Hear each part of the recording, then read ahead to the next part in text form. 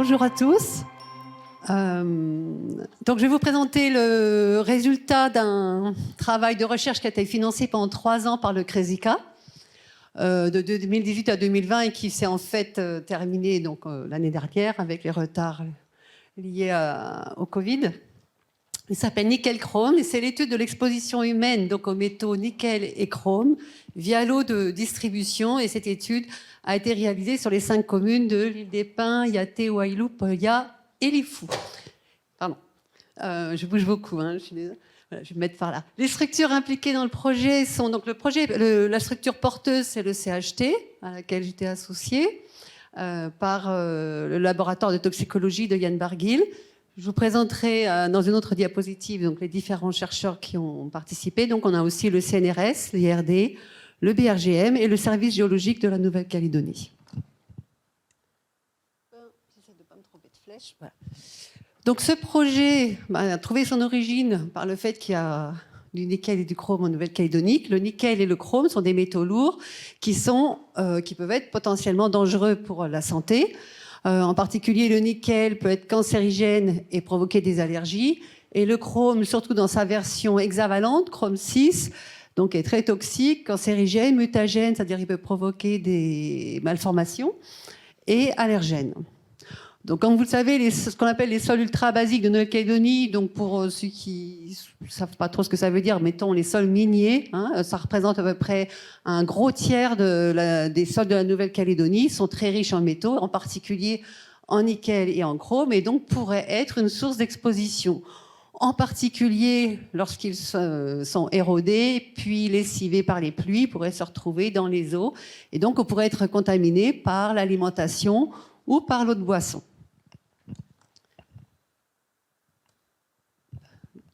Donc, avant le projet Nickel Chrome, il y avait une étude qui avait été financée par le CNRT, à laquelle avait participé également le CHT, qui s'appelle l'étude Métexpo, qui avait montré que, en fait, cette étude avait été faite sur l'ensemble de la Nouvelle-Calédonie. Quelques dizaines d'échantillons avaient été analysés dans toutes les communes, des échantillons d'urine, pardon. Et donc vous avez 2 cartes. Alors c'est vrai que les couleurs, on voit pas grand-chose. Hein, je me demandais si on ne devrait pas éteindre là pour mieux voir. Vous avez donc 2 cartes qui ont été publiées par Métexpo. La première, donc, c'est la répartition des moyennes des concentrations en nickel urinaire par commune en vert. Et avec les ronds rouges, donc c'est les moyennes des concentrations urinaires en chrome par commune. Cette étude concluait, premièrement, que les taux étaient anormalement élevés en Nouvelle-Calédonie, les concentrations urinaires en nickel et en chrome, et qu'elles n'étaient pas liées directement à l'industrie minière, puisque par exemple, pour le nickel, on voit qu'il y a un taux très élevé à l'île des Pins, ou pour le chrome, à Lifou.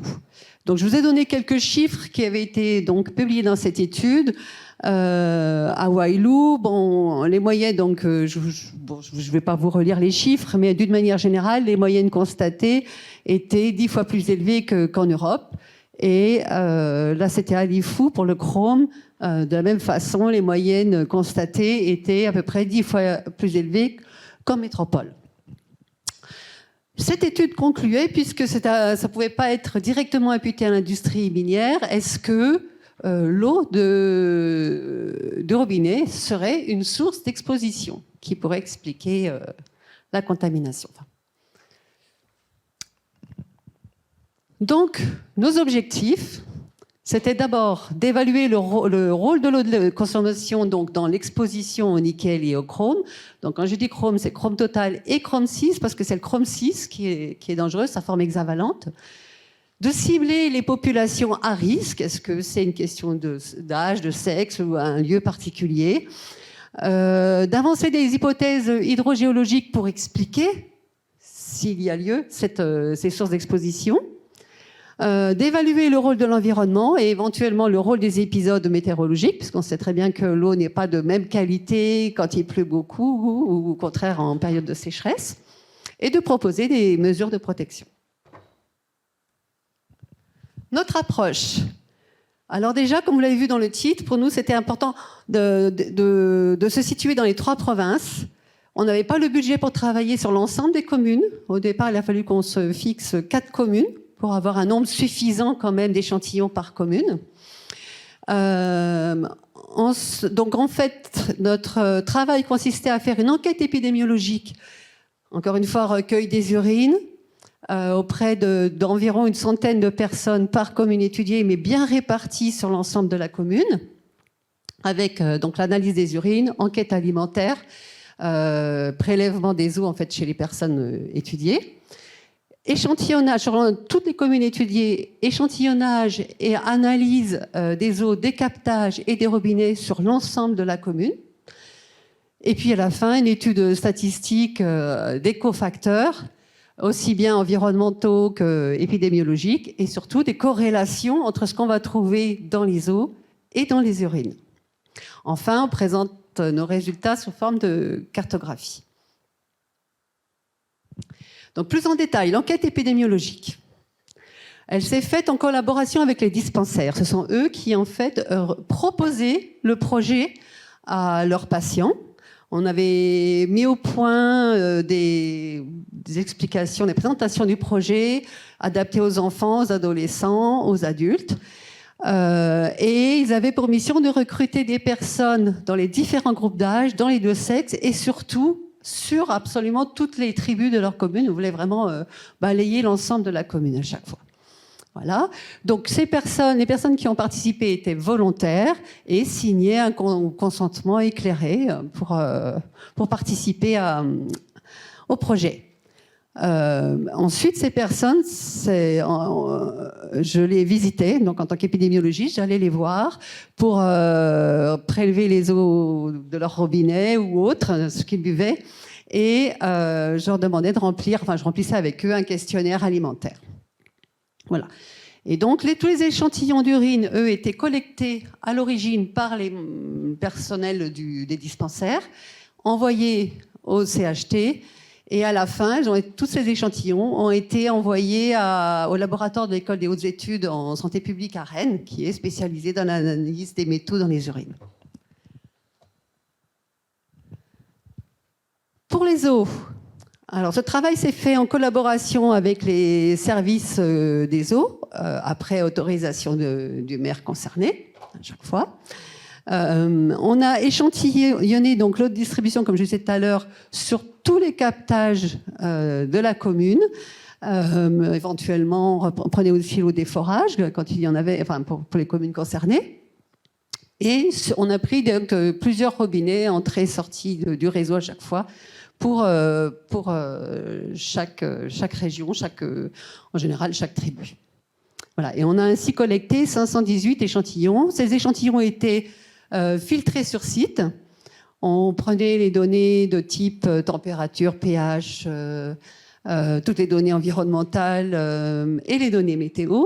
Et on a essayé de mener 2 campagnes pour chaque commune en saison sèche et en saison des pluies. Voilà. Ces échantillons ont été faits en double, systématiquement. Le nickel et le chrome dissous ont été analysés au LAMA, au laboratoire de l'IRD. Et nickel et chrome totaux ont été analysés au CEREJ, au CNRS, en métropole. Tous les résultats ont été saisis de façon totalement anonyme sur informatique et analysés statistiquement pour analyser les cofacteurs donc épidémiologiques, environnementaux et surtout les corrélations géographiques entre ce qu'on a pu mesurer en termes de concentration urinaire et concentration de nickel et chrome dans les eaux. Voilà, et tous les résultats sont présentés sous forme de cartes, enfin de tableaux et de cartes aussi par commune, que vous verrez tout à l'heure. Donc les compétences mobilisées. Donc, comme je disais, le projet a été porté par Yann Barguil, qui est le médecin qui dirige le laboratoire de toxicologie au CHT. Toutes les enquêtes épidémiologiques et puis les analyses statistiques ont été faites par moi-même, Francine Baumann. Moi, je suis indépendante. J'ai une entreprise qui s'appelle Le Bagnan Bleu, et je collabore tout le temps avec le CHT. 2 géochimistes ont participé. Jean-Paul Ambrosi du CEREJ, c'est un laboratoire du CNRS, et Léo Cadijamé du laboratoire Le Lama à l'IRD.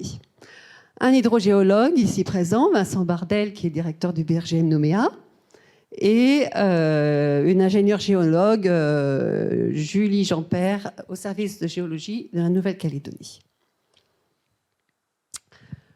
Donc, comme je vous disais aussi en introduction, on souhaitait vraiment se répartir sur l'ensemble des 3 provinces. Donc, vous voyez ici les différents terrains d'études. Donc, on a commencé en 2018 par Waialou et l'île des Pins. On a continué en 2019 avec Yaté, avec Lifou et Poya. Et puis finalement, on a eu des soucis. Le dispensaire de l'île des Pins n'a pas pu participer au travail. Et donc, on a ajouté la commune de Yaté, dont le sol se rapprochait beaucoup avec ce que l'on observe à l'île des Pins. Voilà. Et en fait, ces communes n'ont pas été choisies au hasard. Elles ont été choisies en fonction des résultats de l'étude Métexpo, parce que certains habitants dans ces communes présentaient soit un taux élevé en nickel, soit un taux élevé en chrome, enfin une concentration élevée en chrome dans leurs urines. Donc voilà les résultats. Alors là, j'ai peur qu'on ne voit pas grand-chose. J'espère, je vais essayer de vous donner l'essentiel de ce qu'il y a à retenir au fur et à mesure. Donc vous allez voir plusieurs tableaux et graphiques. Donc ici, je présente l'analyse dans les eaux, l'analyse donc des concentrations en nickel dissous par commune. Je ne sais pas si on a un petit truc, mais c'est pas grave, je peux montrer à la main. Donc vous avez Waialou, l'île des Pins, Lifou, Poya et Yaté. D'accord ? Il s'agit de ce qu'on appelle une boîte à moustache. Alors, une boîte à moustache, ça veut dire que le trait du milieu ici, c'est la médiane. C'est-à-dire qu'il y en a 50% en dessous, 50% au-dessus. D'accord ? Après, vous avez les valeurs minimales et maximales, et en fait, les 90% qui se trouvent ici. La ligne rouge correspond à la norme limite donc de 20 microgrammes par litre qui est recommandée par l'ANSES, donc l'Agence nationale en métropole. À droite, au tableau vous présente donc les valeurs de nickel dissous, alors minimale, maximale. Le percentile 90, ça veut dire que 90% se retrouvent en dessous de cette valeur, et donc 10% au-dessus. Et la valeur médiane, donc 50% en dessous, 50% au-dessus. Pour tous, les différentes communes, Waialou, l'île des Pins, Lifou, Poya, Yaté. Et vous verrez qu'on a analysé également d'autres boissons, parce que finalement, les gens ne boivent pas que l'eau du robinet. Il y a des gens qui vont à Nouméa, donc on a analysé quelques échantillons d'eau du robinet de Nouméa. On a analysé des échantillons de bouteilles d'eau du Mont d'Or. Pour comparer avec ce qu'on a trouvé dans ces eaux de bouteilles, j'ai pris aussi des échantillons au col de Ploum, divers eaux en bouteilles en provenance de métropole, et une number one quand même. Voilà, pour voir. Donc qu'est-ce qu'il y a à retenir sur le nickel dissous ? En fait, on le voit très bien sur le schéma, dans la répartition par commune. Et à l'île des Pins, pratiquement tous nos échantillons, dans tous nos échantillons, la concentration en nickel dissous dépassait la norme limite. Je crois que les deux seuls qui ne dépassaient pas, c'était des désalinisateurs, un à la gendarmerie et l'autre dans un hôtel. Voilà. Dans les autres communes, finalement, c'est assez exceptionnel. Alors, à Waialou, vous pouvez remarquer là-haut le petit point rouge tout là-haut, c'était un prélèvement unique qui a été fait en très grosse période de crue à Poro, où la personne qui me l'a donné m'a dit, voilà, je lui avais laissé des petites tubes à échantillons, et il m'a dit, voilà, c'est quelque chose que j'ai récolté, l'eau était marron quand j'ouvrais mon robinet. Donc on s'est dit, bon, c'est pas forcément représentatif, mais ce jour-là, on va l'analyser quand même pour voir par rapport à ce qu'on a d'habitude. Voilà. Et puis Yaté, les quelques-uns qui débordent, mais vous allez le voir tout à l'heure sur les cartes, c'est dans la région de Ounia. Voilà. Alors, concernant le chrome, même chose. Bon, on constate que là aussi, à l'île des Pins, donc c'est exactement les mêmes communes, dans le même ordre, les mêmes, voilà, tout est pareil dans le tableau, dans le même ordre. À l'île des Pins, quasiment toutes les mesures dépassaient la norme limite. Cette fois-ci, elle est de 6 microgrammes par litre. À Waialou, 30%. À Yaté, 50% dépassaient cette norme limite. Voilà. Donc en fait, on rencontre finalement plus souvent du chrome que du nickel, au-delà des valeurs limites admises historiquement en métropole. Dans le tableau, c'est ce qui ressort aussi en haut pour les communes. Et ce qui était remarquable, ce qui nous a un peu interpellés, c'est que les bouteilles d'eau du Mont d'Or dépassaient, tous nos échantillons dépassaient très largement la valeur limite admise en chrome dissous. Voilà. Donc on a comparé avec l'eau du col de Plume. Les valeurs étaient à peu près moitié inférieures à ce qu'on retrouvait dans les bouteilles d'eau du Mont d'Or. Ensuite, dans les diverses eaux en bouteille, il n'y a rien de particulier. Number one, c'était limite aussi, mais voilà. Ça va, on ne va pas s'empoisonner avec la number one. Ensuite, on a comparé, comme je disais tout à l'heure, on a voulu étudier s'il y avait une différence entre l'hiver et l'été, entre période de pluie et période sèche. Donc en fait, on a fait nos périodes hivernales, c'était d'avril à septembre, hein, là on va y rentrer, commence à le sentir, et la période estivale d'octobre à mars. En fait, il y a réellement une grosse différence. Donc cette fois-ci, j'ai tout mis sur un seul tableau. Chrome total, chrome 6 et nickel. Et globalement, les concentrations en nickel et en chrome dissous sont 2 fois plus élevées en saison sèche. Donc en fait, quand il y a moins d'eau, c'est plus concentré. Et on a plus de nickel et de chrome en général dans les eaux, en moyenne. Pour les détails, après, de toute façon, mes diapositives seront disponibles. Vous pourrez avoir ces données. Alors, ensuite, on a voulu comparer dans les deux communes de Waialou et Poya, qui sont situées en partie sur du sol péridotite et en partie hors péridotite, donc péridotite sol minier. Hein, et on a regardé uniquement les eaux de captage cette fois-ci. Et en fait, regardez pour Waialou, donc on a la moyenne de chrome dissous, nickel, j'espère que vous le voyez. En gros, c'est 10 fois plus élevé, les concentrations sont 10 fois plus élevées dans les captages qui sont sur sol de péridotite que sur les autres captages. Aussi bien pour Waialou que pour Poya. Poya, c'est peut-être la différence, c'est peut-être de 5 ou 6 fois plus. Voilà. On a également fait, pour ces captages, on a aussi comparé les eaux souterraines et les eaux de surface. Et en fait, les eaux souterraines sont, d'une manière générale, la concentration est très faible comparée aux eaux de surface. Passons aux urines. J'espère que ça va, je ne vous fatigue pas trop avec mes tableaux. Alors, le mot, j'ai oublié de donner tout à l'heure ce que veut dire LQ. Vous avez inférieur à LQ, ça veut dire inférieur à la limite de quantification. Donc cette fois-ci, ces résultats ont été donnés par le laboratoire donc de l'École des hautes études en santé publique à Rennes. Et en fait, ils nous ont donné les valeurs que lorsqu'elles dépassaient 2 microgrammes par litre, qui est la valeur admise comme étant la limite de l'acceptable théoriquement. Voilà. Alors qu'est-ce qu'on peut voir vous voyez, minimum, maximum, 90e percentile, médiane à chaque fois. Là, je vous donne les résultats par commune. Je pense que ce qui est pour bien comprendre, parce que c'est vrai que vous voyez déjà que c'est très variable. On a toujours des minimums, par exemple, qui sont inférieurs à 2 microgrammes, avec des maximums qui sont variables. Donc, ce qui est intéressant à regarder, c'est plutôt le 90e percentile et la médiane. C'est ça qui nous permet de mieux comprendre. C'est en gros 90% ou 50% des gens, voilà, qu'est-ce qu'ils ont dans leurs urines, quoi. Et en fait, pour le chrome, d'une manière générale, les médianes sont inférieures à la limite donc, de quantification, mais on a quand même 10% des personnes à IAT qui ont des valeurs supérieures. IAT. Alors, concernant le nickel, par contre, les médianes, dans toutes les communes, c'est au-dessus. C'est au-dessus des valeurs qui sont théoriquement admises en métropole, tout le monde. Et elles sont plus élevées d'une manière générale. On est à plus de 4 microgrammes par litre pour les 3 communes de Waialou, Yaté et l'île des Pins. Donc voilà ce qu'on peut retenir sur ce tableau. Alors maintenant, je me demande comment on voit les cartes d'ici. Ouais, rien du tout. Alors, Ce sont des cartes qui représentent commune par commune. Donc ici, vous allez voir la commune de Waialou avec le fond des couleurs, des jolies couleurs du service géologique de Nouvelle-Calédonie.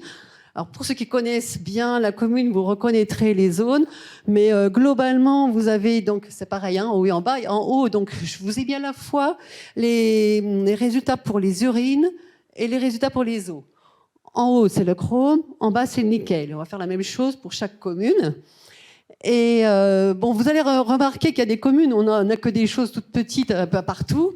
J'ai donc pris exactement les mêmes valeurs pour toutes les communes. Donc ça va être grand quand ça sort de l'habitude, quoi. Voilà. Donc sur Waialou, d'une manière générale, ben, on a donc ici en bleu-vert, c'est l'eau dans l'eau de captage, c'est le nickel. Et quand c'est dans les urines, c'est jaune. En haut, le chrome, voilà, en bleu, donc captage et eau du robinet. Et puis en rouge, quand c'est dans les urines. Donc on a dans les eaux, on a eu des concentrations élevées sur la région de Kua et de Poro, qui sont des régions minières. De façon pas très surprenante, alors que, vous voyez, on se rend compte que finalement, par exemple, on le voit très bien pour le chrome, on a juste une concentration apparemment élevée en chrome dans une tribu qui n'a rien à voir avec la concentration qu'on note dans l'eau dans cette région-là. Donc je ne vais pas aller dans le détail, carte par carte. Ce qu'on peut constater, c'est que déjà, il peut y avoir une différence au sein d'une même commune. Et que ça ne semble pas toujours corrélé, ce qu'on aperçoit dans les eaux ne semble pas toujours corrélé avec ce que l'on note dans les urines. Donc maintenant Poya, la région de Poya, qu'est-ce que je remarque dans cette région? Bon, en haut c'est le chrome. Alors, ce qui est en rouge, c'est dans les urines. En fait, on voit strictement rien là dans les eaux, il n'y en a pas du tout. D'accord. Donc, et d'une manière générale, les valeurs sont assez faibles. Il y a juste à la tribu de Guapin, tout là-haut, on a un peu de chrome dans les urines. Et puis, pour le... Je ne me suis pas trompée, hein, c'est le chrome en haut. Ouais. Je ne veux pas dire de bêtises. Oui, c'est ça. Et le nickel en bas. Voilà, on a un petit peu de plus. On a noté un peu plus de nickel dans les urines des personnes qui vivent plutôt du côté de la montagne que ceux qui vivent du côté de la mer. Voilà, je passe. Donc maintenant, c'est à Yaté. Donc à Yaté, d'une manière générale, on retrouve beaucoup plus de chrome et de nickel dans les urines, comme on l'avait vu tout à l'heure et c'est réparti un petit peu partout, enfin surtout du côté de Ounia, d'une manière générale, alors que dans les eaux également, du côté de Ounia, on a qui est donc une zone effectivement minière également. L'IFU, de façon pas surprenante, on n'a strictement rien dans les eaux. Mais par contre, on a une personne, enfin vous voyez ici, il y en a un maximum, donc c'est une personne en fait qui a présenté un taux de chrome très élevé dans ses urines, quelque part. Alors qu'il n'y a rien du tout dans l'eau, et à peu près la même chose pour le nickel. Enfin, l'île des Pins. Alors l'île des Pins, je ne présente que ce qu'il y a dans l'eau, parce qu'on a eu très peu d'échantillons urinaires. Et là, par contre, à l'île des Pins, si vous pouvez souvenez-vous ce que vous avez vu en vert ou en bleu dans les cartes précédentes, les valeurs sont élevées absolument partout. Toujours pour les urines. Je vous ai dit qu'on ferait une étude selon le sexe et selon l'âge. Donc cette fois-ci, j'ai mis en un seul tableau donc chrome et nickel, tous, hommes et femmes, puis enfants, les 3-18 ans, les adultes de 19 à 59 ans et les plus de 60 ans. Je vous fais grâce des chiffres. On n'a noté aucune différence significative. La seule chose qu'on peut dire, c'est que les valeurs très élevées sont retrouvées que chez les femmes. Voilà. Mais il n'y a vraiment aucune différence significative entre les sexes, en fait. Les moyennes sont les mêmes. Et ni entre les groupes d'âge. Voilà. Enfin, l'analyse des cofacteurs et l'analyse des corrélations. Donc là, c'est un espèce de bilan. Là, je vous ai fait un petit peu un bilan de toutes nos analyses statistiques de nos résultats. Donc en moyenne, pour le nickel, les adultes comme les enfants présentent plus de 4 microgrammes par litre de nickel dans les urines. C'est plus du double de ce qu'on note en métropole. Et encore, en métropole, donc j'ai comparé par rapport à un bilan qui est sorti l'année dernière, les gens s'affolaient un peu parce que ça avait beaucoup progressé par rapport aux années précédentes, aux décennies précédentes, pardon. En Nouvelle-Calédonie, donc les habitants de l'île des Pins, de Waialou et d'Yaté ont plus de nickel dans leurs urines. Et ça me semble assez logique parce qu'effectivement, ils habitent plus souvent dans des zones à sol de péridotite. La plupart des gens ont très peu de chrome dans leurs urines en Nouvelle-Calédonie, sauf vraiment des cas particuliers. Je vous l'ai dit tout à l'heure, pas de différence significative entre les hommes et les femmes, ni entre les groupes d'âge. Et on n'a donc pas trouvé de corrélation directement significative entre les concentrations de nickel et de chrome qu'on a mesurées dans l'eau et celles qu'on a mesurées dans les urines. Je ne vous ai pas présenté les résultats du questionnaire alimentaire parce que ça serait très ennuyeux. En fait, pour 95% des personnes interrogées, donc les gens nourrissaient, des gens qui ont été interrogés, qui ont participé à ça, donc des produits des champs, de la pêche et de la chasse. En fait, mon analyse statistique, elle s'est basée sur ce qu'ils ont listé, mais ces produits n'ont pas été analysés directement. On ne sait pas ce qu'il y a dedans. Donc effectivement, par exemple, tout le monde mange des ignames, et c'est peut-être pas la même chose. En fait, même s'il y a une contamination, on ne le sait pas. C'est peut-être pas on retrouve peut-être pas la même chose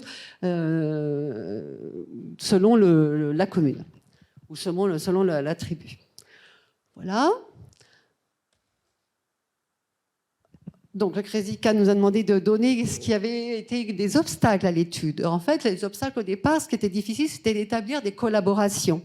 Déjà, il faut savoir que l'eau, c'est un sujet, vous le savez, mais on en reparlera, c'est un sujet qui est vraiment extrêmement sensible pour des tas de raisons. Déjà, la mairie, donc le maire est responsable de la qualité de l'eau, il est responsable en termes de santé publique, d'un côté. Et de l'autre côté, dans les tribus, souvent, il y a beaucoup d'endroits où les gens n'étaient pas contents parce que maintenant, il faut payer l'eau du robinet. D'accord ? C'est un service qui est payant maintenant. J'en ai beaucoup entendu parler à chaque fois que j'allais prélever de l'eau, alors que finalement, eux, ils prenaient l'eau du cric avant et c'était gratuit, quoi. Donc ça provoque... J'ai souvent entendu ce sujet. Je pense qu'il doit être très intéressant à étudier pour les personnes des sciences sociales. Donc ça, c'était difficile de mettre en place. Pour le dispensaire, qui était souvent très intéressé, ça leur donnait quand même du travail supplémentaire, parce qu'il fallait qu'ils présentent l'étude à tous leurs patients, qu'ils expliquent, qu'ils récupèrent les urines, qu'ils les expédient au CHT. Voilà. Et en plus, on a eu beaucoup de retard ensuite dans les enquêtes suite à la gestion du Covid. Tout ça s'est résolu avec le dialogue. On a fait énormément de réunions avec le maire, avec ses élus, avec les personnels du dispensaire. Dans le Nord, j'ai une personne du DEPAS qui est venue nous aider aussi à expliquer tout ça, qui était très, très motivée. Et donc, en fait, on a super bien travaillé. Moi, je remercie énormément le personnel du service des eaux des communes de Waialou, de Poya et de Lifou en particulier, qui vraiment ont pris beaucoup de temps à nous emmener sur les lieux des captages. Voilà, et puis finalement, tout a pu se faire avec vraiment beaucoup de bonne volonté et de collaboration. Et en fait, je vais y retourner. J'avais promis qu'après cette présentation, j'attendais de pouvoir diffuser les résultats, j'allais retourner dans toutes ces communes pour présenter à tous ces services les résultats. Perspective, justement, ces résultats, j'espère qu'ils vont être directement utilisables par les services de gestion de l'eau. Comment on peut limiter l'exposition au nickel et au chrome ? Déjà, il faut privilégier les eaux souterraines plutôt que les eaux de surface, d'après nos résultats. Ensuite, pour les captages eau de surface, des endroits où on n'a pas forcément le choix, il faut plutôt choisir les bassins versants qui sont préservés ou revégétalisés et éviter au maximum, évidemment, les sous-sols miniers. Maintenant, pour poursuivre l'étude, je l'ai un tout petit peu introduit tout à l'heure. Je pense que ça serait, déjà d'une manière générale, ça serait bien d'étendre le projet sur l'ensemble des communes mais aussi d'analyser, et ça c'est un travail qui pourrait se faire avec l'IAC, je pense, d'analyser les produits du jardin, les produits de la pêche selon le type de sol. Je pense que c'est une chose qui serait intéressante parce que finalement on n'a pas vraiment la réponse à la question là, à l'heure actuelle, qui était posée au début. Voilà, je crois que j'ai fini. Je ne sais pas du tout si je suis dans les temps, mais je crois que j'ai du temps pour répondre aux questions.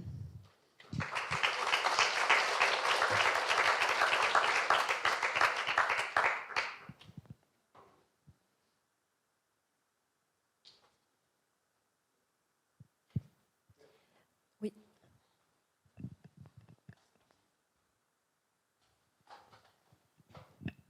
Oui, alors, merci pour votre exposé.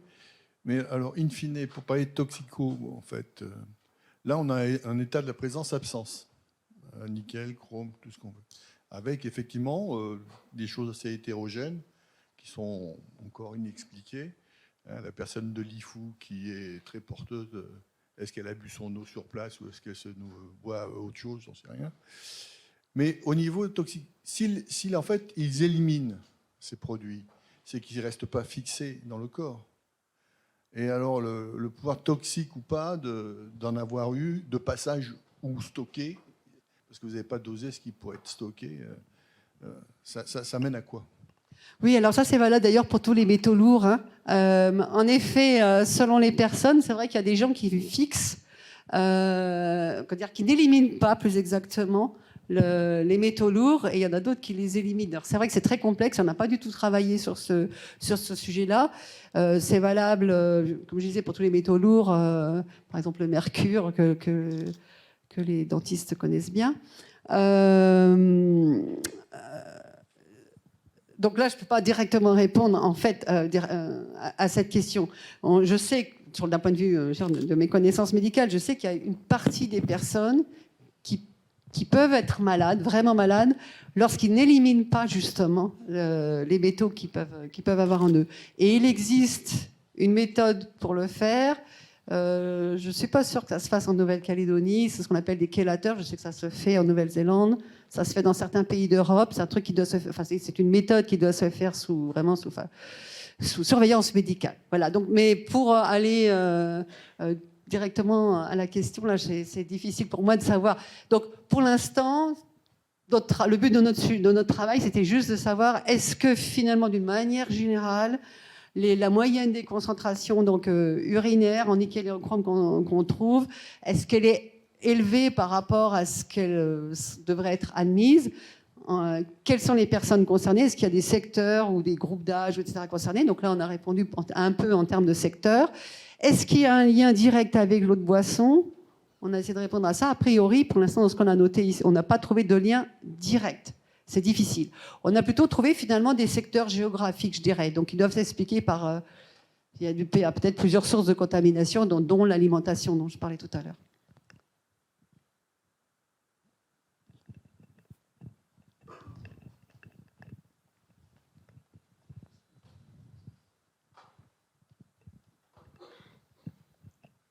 Merci. Laurent Levillier, IAC. Bon, j'ai une question et aussi une réponse. Pas la même question. Je commencerai par la réponse, ça va être plus rapide. Sur les aliments, effectivement, un projet est prévu et va démarrer dans l'année, dans les mois à venir, financé par le CNRT qui s'intitule, j'ai oublié, Metallica Aliments. Et donc, j'espère qu'on pourra répondre à certaines des questions que vous avez aujourd'hui posées sur l'origine potentielle des aliments, sur ces teneurs dans les urines, par exemple, et l'imprégnation que certains peuvent avoir de ces métaux. La question que j'avais, c'est j'étais surpris, ou du moins je m'interroge, Medtexpo avait relevé sur l'IFU certaines personnes qui avaient des teneurs en chrome élevées. Ici, vous n'avez relevé finalement qu'un individu qui avait présenté des teneurs élevées en chrome, si j'ai bien retenu votre graphique. Oui, il y a une valeur maximale, mais en fait, il y a peut-être plusieurs individus, mais il y en a une personne en particulier, oui. Est-ce que ça fait une différence importante avec Medtexpo ou pas? Oui, parce que Medtexpo avait, mais de notre côté, ils avaient peu d'échantillons à chaque fois, et ils ont fait des moyennes. Voilà, moi je vous ai présenté les résultats sous forme, vous avez vu, de médiane, enfin valeur minimale, maximale, médiane, etc. Et là, par exemple, à Lifou, il y a de fortes chances. Vous savez que le chrome, ça peut venir aussi des tuyauteries, par exemple, choses comme ça. Donc si ça se trouve, ils sont peut-être tombés, eux, ils ont peut-être pris plusieurs échantillons de quelqu'un qui avait une tuyauterie peut-être de mauvaise qualité, alors que nous, moins. Vous voyez, ça peut être des choses comme ça. En tout cas, pour l'instant, c'est vrai qu'à Lifou, il n'y a rien qui explique par l'environnement naturel, en tout cas. Et il faudrait, par exemple, la personne en question, il faudrait aller voir de plus en détail. Je pense que ça fait partie de ce qui est prévu pour nous. Maintenant, à la restitution des résultats, d'aller voir avec le dispensaire, d'aller voir les personnes concernées et voir si les choses peuvent s'expliquer plus directement. En tout cas, bravo pour le projet CNRT. Vous en avez parlé déjà. Metallica Aliment, j'ai eu un trou de mémoire. Pardon? J'avais un trou de mémoire. Metallica Aliment. Ah oui.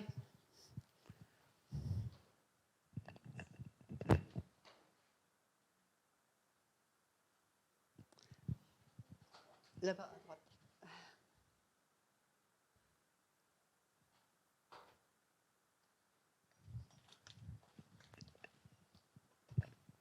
Merci.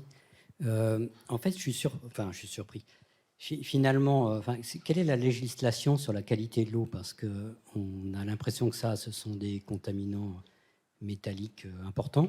J'en sais rien, en fait, je me pose la question. Est-ce qu'il y a une législation qui impose ce type d'analyse en routine ou non? Ou c'est juste à l'état de recherche qu'on fait ces choses-là? Et quid des autres métaux, finalement? Ouais, je suis pas du tout. Alors c'est vrai que c'est pas du tout mon sujet, mais voilà, il y a quelqu'un qui va être là pour répondre.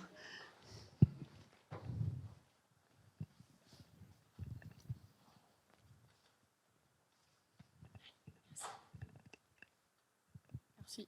Bonjour, Pearl Winchester, du coup, service de l'eau. Effectivement, c'est une bonne question. Aujourd'hui, non, on n'a pas de réglementation sur des seuils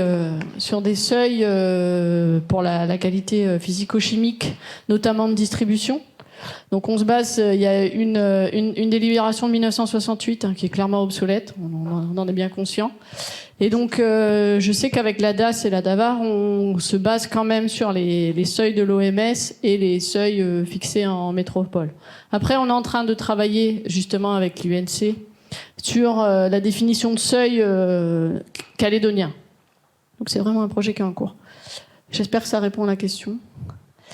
Moi, j'en avais une de question, du coup, Francine, merci beaucoup pour ce travail effectué. Est-ce que tu as travaillé avec la DAS aussi? Pas du tout.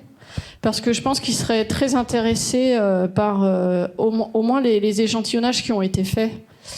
Parce que pour répondre à cette question-là, c'est que non, il n'y a pas d'obligation aujourd'hui pour les communes de réaliser des échantillons et des suivis qualité. Donc certaines communes le font et d'autres n'ont pas les moyens de le faire. Quand ils le font, ils essaient de le faire de façon mensuelle. Donc aujourd'hui, on en est là. Donc les échantillons qui sont faits, je pense que c'est intéressant pour tout le monde derrière de réussir à les mutualiser.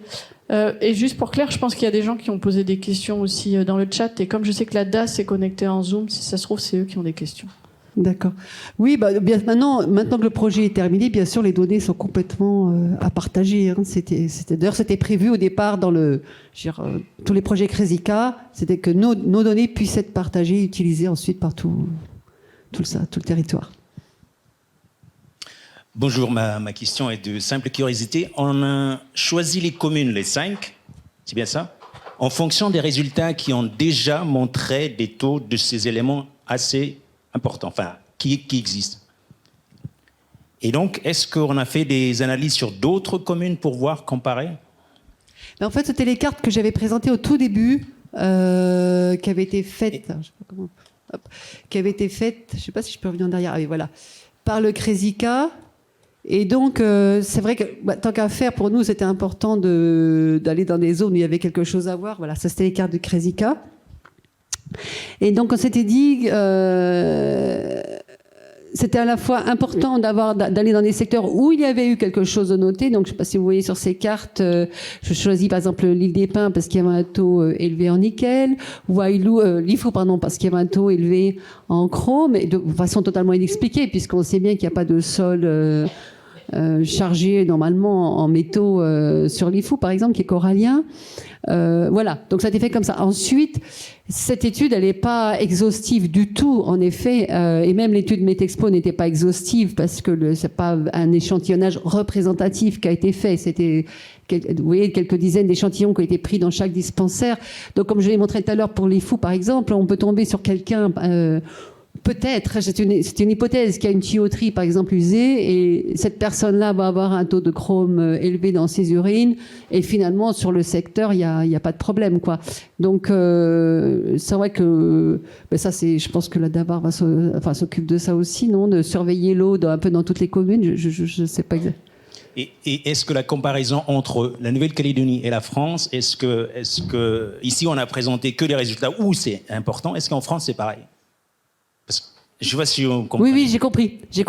Non, parce qu'en fait, j'ai pas pris que des résultats où il y a, enfin, justement, dans les communes que j'ai choisies, j'ai pas choisi des communes où à la fois le nickel et le chrome étaient élevés. C'était, enfin, ça dépendait mais c'est par exemple soit l'un ou soit l'autre. C'est pas forcément, par exemple, si on revient à l'IFU, le taux de nickel était très faible dans les urines de Métexpo, hein. Donc, en métropole, ils ont fait un échantillonnage aussi, un très gros échantillonnage, et il y a une grosse étude qui est sortie l'année dernière avec ces résultats-là. Donc, ce qu'on peut noter quand même, je ne sais pas si vous avez vu mes résultats, vous regarderez les tableaux, mais vous verrez que dans tous les endroits qui ont été échantillonnés, on retrouve une grande variation, en tout cas en ce qui concerne les urines. Pas en ce qui concerne les eaux, hein, mais en ce qui concerne les urines, il y a une grande variation selon les personnes. D'accord. Donc c'est pas évident, effectivement. C'est pas une valeur ne représente pas une personne, quoi. Ça représente. C'est pour ça que je vais donner à chaque fois minimum, maximum, médiane, moyenne et puis 90e percentile pour qu'on se fasse un petit peu une idée. On se dit ah bah tiens il y a juste quelques personnes à tel endroit, etc. Voilà. J'ai vu une main par là-bas. Bonjour. Juste une précision par rapport à ce qui vient d'être dit. De la même manière qu'il y a un programme CNRT qui va démarrer sur les aliments, il y aura, je crois, demain après-midi, si ma vision du programme et ma mémoire sont bonnes, une présentation d'un projet qui s'appelle le projet PEMPOM, qui a été mené par notre collègue de l'UNC, Yves Le Tourneur, et qui justement regardait les contaminants dans les produits du lagon. Un certain nombre de produits du lagon, donc c'est une autre partie de l'alimentation humaine qui pourrait être d'intérêt pour vous.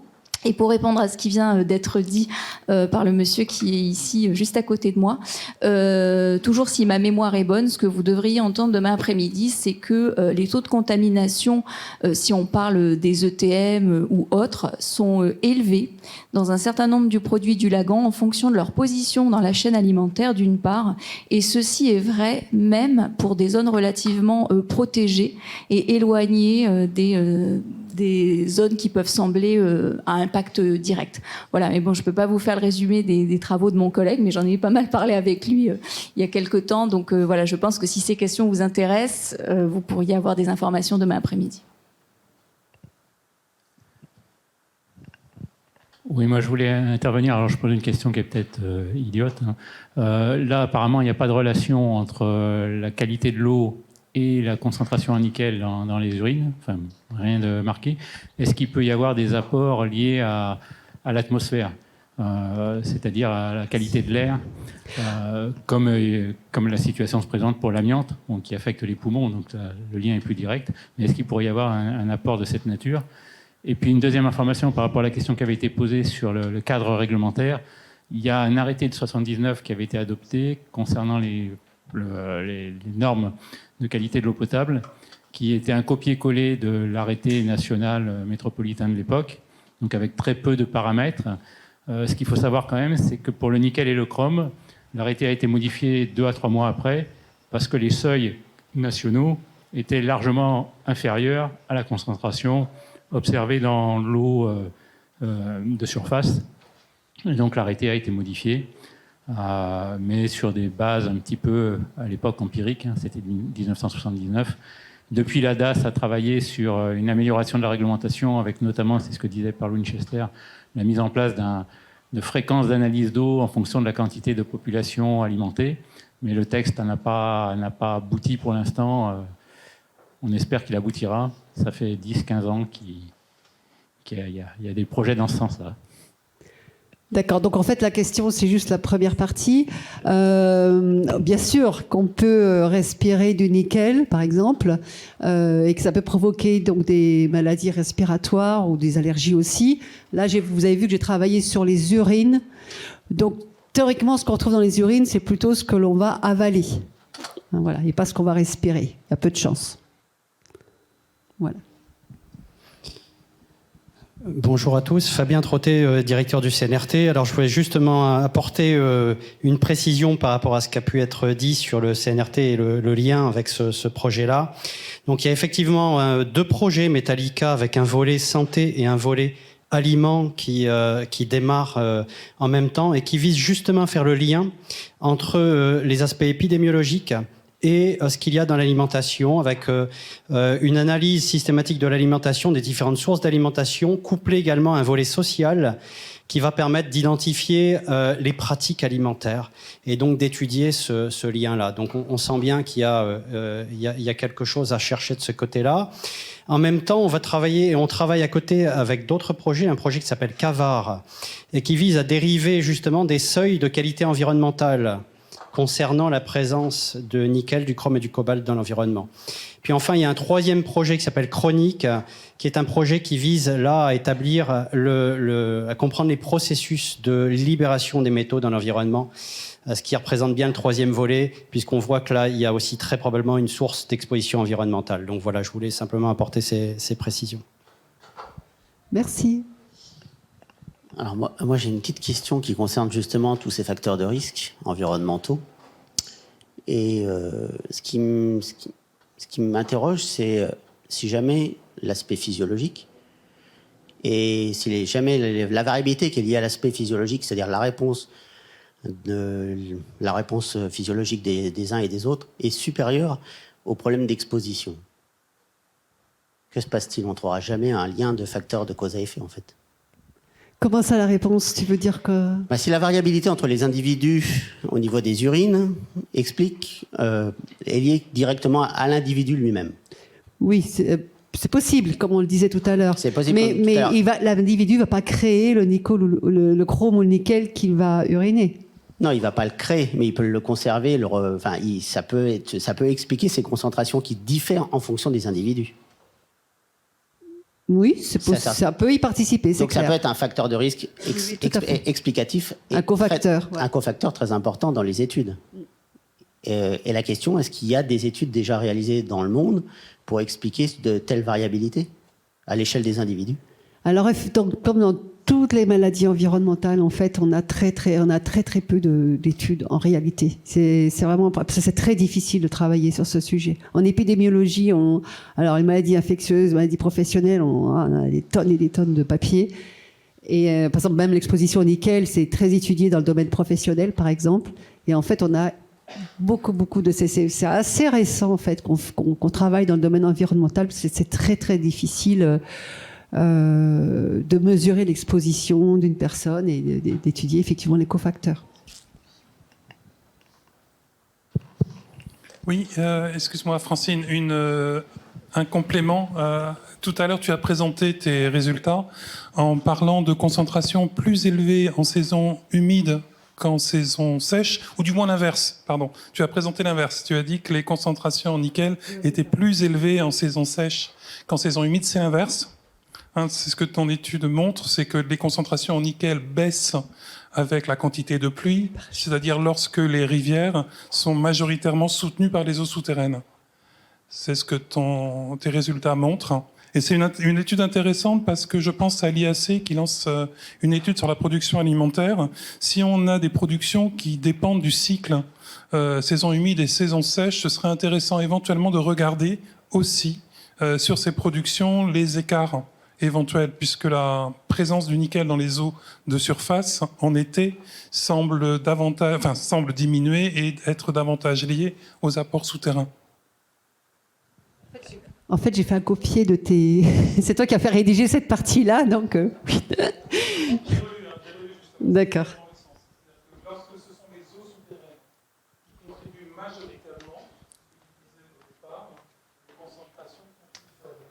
Oui, c'est ça. Les eaux souterraines, les concentrations sont plus faibles, c'est ça.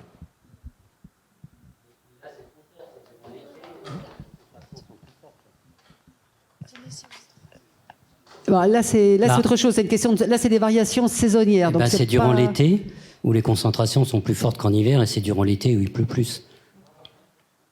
C'est presque logique. Je vois. Ouais. Et là, c'est par rapport au sol de péridotite.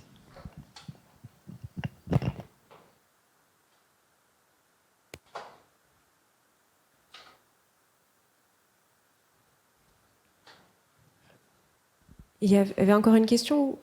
Non, on va regarder le Zoom, oui, vous inquiétez pas. Et on doit du coup regarder sur l'ordinateur directement. Et non, pas de questions dans le chat. Ok, donc est-ce qu'il reste des questions dans la salle? Ah, finalement.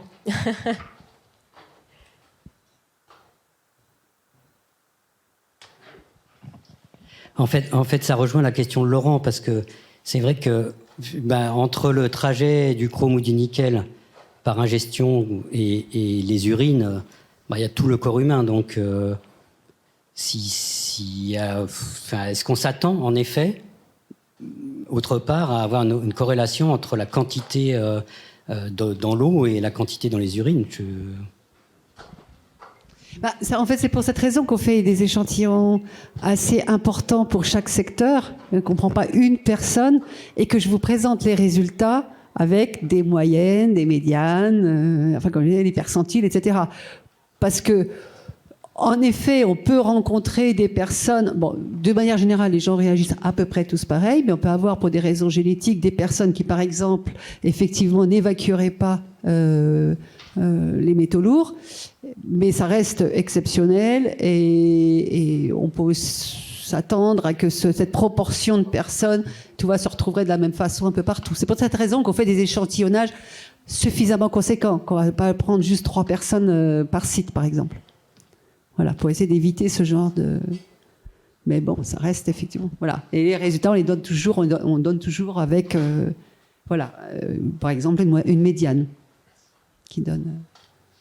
Merci Francine. J'ai une question qui rejoint un petit peu toutes celles-là. C'est est-ce qu'il y a eu des données longitudinales, par exemple, sur une même personne tous les jours pendant 3 mois ou toutes les semaines pendant 3 mois? Est-ce que le monsieur de Lifou qui est à 5,75 microgrammes, une semaine après, il était aussi à 6 microgrammes? Ou est-ce que... Tout à fait. Est-ce que quelqu'un qui est en cours d'amaigrissement, il va en uriner plus ou moins? Est-ce que la voie respiratoire, vraiment, elle ne peut pas finir dans les urines? Voilà, on a l'humain qui est quand même au centre du problème, parce que est-ce qu'il y a une question de santé ou est-ce qu'il n'y a pas de question de santé? Et puis on dirait que c'est une boîte noire, donc ça gêne un petit peu l'interprétation des données, j'ai l'impression. Alors ça le gênerait, encore une fois, si on parlait de personne à personne. Ce n'est pas des résultats qui sont donnés d'une personne. Encore une fois, c'est des groupements de données. De toute façon, l'épidémiologie, tu connais, c'est toujours comme ça. Puisqu'il y a effectivement énormément de variabilité possible, on fait des groupements de données par secteur, et c'est ça qui va te donner une idée générale des choses, quoi.